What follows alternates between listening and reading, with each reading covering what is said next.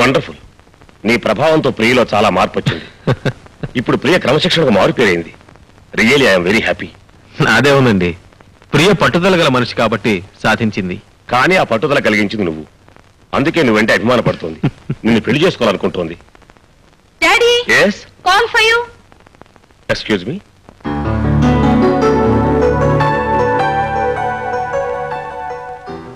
ఎక్కడి నుంచమ్మా? న్యూయార్క్. ఇదిగో నీ ఫేవరెట్ డ్రింక్ పెప్సీ. థ్యాంక్స్. రెండెందుకు?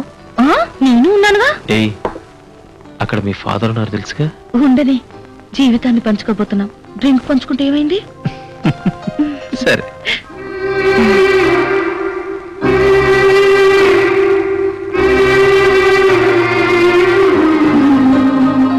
అసలు డాడీ ఎంత హ్యాపీగా ఉన్నారో తెలుసా?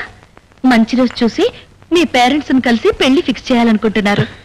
పెళ్లి ఫిక్స్ అయితే మన అమెరికా ప్రపోజల్ కూడా డిసైడ్ చేయొచ్చు. హనీమూన్ కా? కాదు, అక్కడ సెటిల్ అవడానికి. అక్కడే సెటిల్ అయిపోవాలని అనుకోవటం లేదే. సరదాగా 4-5 రోజులు తిరిగి వచ్చి మనిద్దరం కలిసి ప్రాక్టీస్ చేద్దామని నా కోరిక. హ్యాపీగా లైఫ్ ఎంజాయ్ చేయకుండా ప్రాక్టీస్ దేనికి వేణు? డబ్బుకా? ఆ డబ్బు మీకుంది, మాకు ఉంది.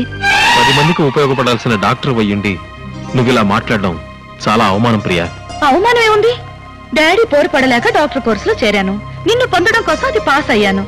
అంతేగాని నాకు ఆ వృత్తి మీద ఏమాత్రం మోజులేదు. డబ్బు కోసం సేవలు చేయడం నా వల్ల కాదు.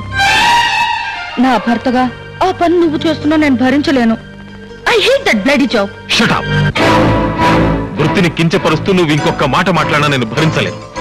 నేను నిన్ను ఇష్టపడింది, పెళ్లి చేసుకోవాలనుకుంది నువ్వు ఒక డాక్టర్ అని, ఇద్దరం కలిసి వీలైనంత వరకు రోగులకు సేవ చేద్దామని. నీకోసం ఇంతగా మారిన నా కోసం నువ్వు ఆ మాత్రం మనసు మార్చుకోలేవా? కావాలంటే అక్కడే ప్రాక్టీస్ పెట్టుకుందు గాని పెళ్లికి ముందే పంతాలకు పోవద్దా? చూడు, వివాహంలో అపోహలకు తావుండకూడదు. నేను నిన్ను ప్రేమిస్తున్నాను, అందుకే నువ్వే కావాలనుకుంటున్నాను. అంత మాత్రం చేత ప్రియ మొగుడుగా నీ కొంగు పట్టుకుని అమెరికా రావడానికి నేను సిద్ధంగా లేను. మగాండనే అహంకారమా? కాదు, ఈ దేశం మీద ఉన్న మమకారం. నువ్వు నన్ను పెళ్లి చేసుకోవాలనుకుంటే ఇక్కడే ఉండి నాతో పాటు ప్రాక్టీస్ చేయాలి. నెవర్. నువ్వు నాతో రావడానికి సిద్ధంగా ఉంటేనే మన పెళ్లి జరుగుతుంది. ఇదే నీ నిర్ణయమా? ఎస్. నాకంటే మరొకటేదో ముఖ్యం అనుకునేవాణ్ణి నేనెప్పుడు పెళ్లి చేసుకోను. Thank you Priya. నాకు ఫస్ట్ డ్యూటీ, తర్వాత ఏదైనా. వేణు, అతను వెళ్ళిపోతాడమ్మా. ఎక్కడికి వెళతాడు? నన్ను చూడండి, అతను ఒక్క రోజు కూడా ఉండలేడు. నేను అల్లరి చిల్లరగా ఉన్నప్పుడే నా మీద అభిమానం పెంచుకున్నవాడు తన కోసం మారిన నన్ను వదులుకుంటాడా? అతనే వస్తాడు. ఎంతైనా నువ్వు ఇలా పట్టుదలకు పోవడం ఏమీ బాగాలేదమ్మా. పట్టుదల లేంటే మీ ప్రియ లేదు డాడీ. మనిద్దరం అమెరికా వెళ్ళిపోదాం. అతను నన్ను వెతుక్కుంటూ వస్తాడు. కాకపోతే వస్తాడు డాడీ, వచ్చి తీరతాడు. నా మీద అతనుకున్న ప్రేమ లాంటిది నాకు తెలుసు. ఆ తర్వాత నువ్వు వస్తావని చాలా కాలం ఎదురు చూశాను. నా ప్రేమలో బలం ఉందనుకున్నాను. అదే నిన్ను నా దగ్గరకు లాక్కొస్తుందనుకున్నాను.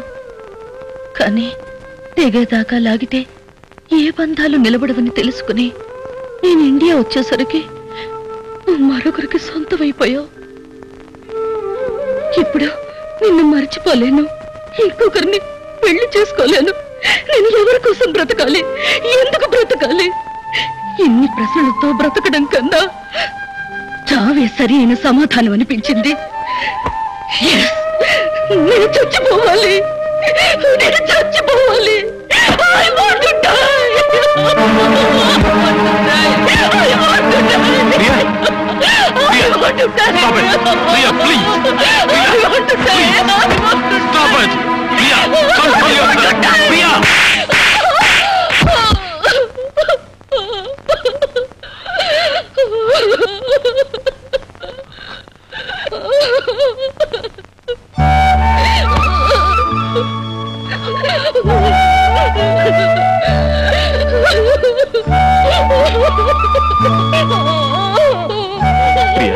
Priya, I'm sorry. Priya, Priya, get up, get up. Priya, Priya, నా మీద ఏమాత్రం గౌరవం ఇంకెప్పుడు అఘాయిత్యం చేయని మాటివ్వు.